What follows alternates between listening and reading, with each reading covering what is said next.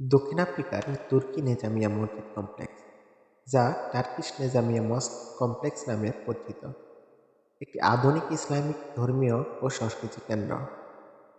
এটি দক্ষিণ আফ্রিকার জোহানেসবার্গ শহরে অবস্থিত। এর নির্মাণ দক্ষিণ আফ্রিকার তুর্কি এবং মুসলিম সম্প্রদায়ের মধ্যে ঐক্য ও ধর্মীয় শিক্ষার প্রসারের একটি বিশেষ উদ্যোগ।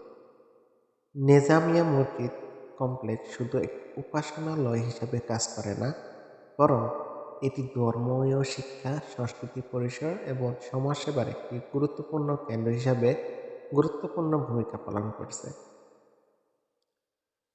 মসজিদ কমপ্লেক্সের ঐতিহাসিক এবং সাংস্কৃতিক গুরুত্বপূর্ণ তুর্কি নিজামিয়া কমপ্লেক্স একটি বিশাল প্রজেক্ট, যা আধুনিক তুর্কি স্থাপন ও শৈলীর প্রতি শ্রদ্ধা নিবেদন করে।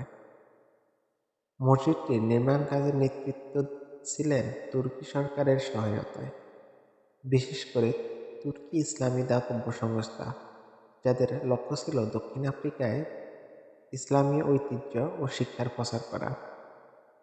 এই মসজিদ কমপ্লেক্সের একটি প্রধান উদ্দেশ্য হল তুর্কি ও দক্ষিণ আফ্রিকার মুসলমানদের মধ্যে একতা এবং সহযোগিতা তৈরি করা।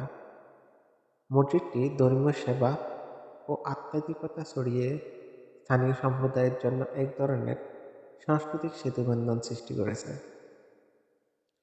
মসজিদটির স্থাপন তুর্কি ইসলামিক শৈলীর একটি উৎকৃষ্ট উদাহরণ। এর ডিজাইনটি ঐতিহ্যবাহী ও আধুনিক তুর্কি স্থাপনার সমন্বয়ে তৈরি, যার মধ্যে রয়েছে অত্যন্ত সূক্ষ্ম নকশা, কারুকাজ এবং সোনালী রঙের ডোম, যা তুর্কি মসজিদগুলোর বৈশিষ্ট্য।